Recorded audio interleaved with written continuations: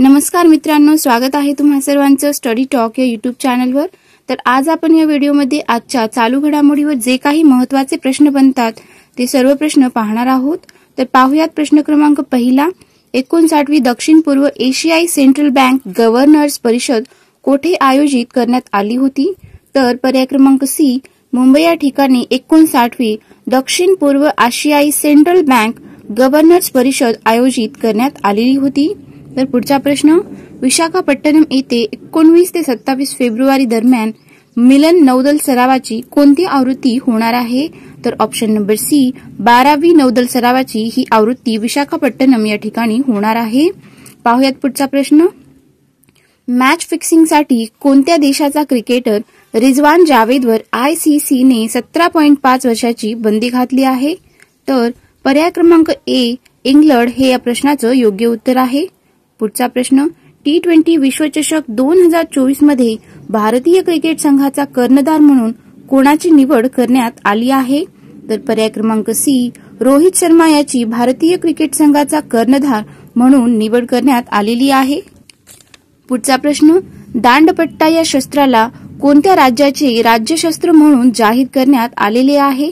तर पर्याय क्रमांक डी, महाराष्ट्र राज्याने दांडपट्टा या शस्त्राला राज्यशस्त्र म्हणून जाहीर केलेले आहे। पाहूयात पुढचा प्रश्न, 58वा ज्ञानपीठ पुरस्कार 2024 कोणाला मिळालेला आहे? तर ऑप्शन नंबर सी, वरील दोन्ही। तर जगद्गुरू रामभद्राचार्य आणि गुलजार या दोघांनाही 58वा ज्ञानपीठ पुरस्काराने सन्मानित करण्यात आले आहे।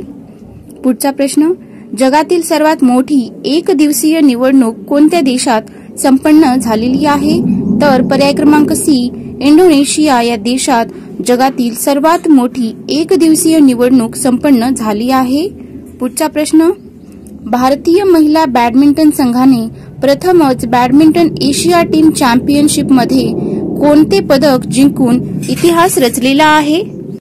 तर पर्याय क्रमांक सी, सुवर्ण पदक जिंकून भारतीय महिला बॅडमिंटन संघाने प्रथमच बॅडमिंटन एशिया टीम चॅम्पियनशिप मध्ये इतिहास रचलेला आहे।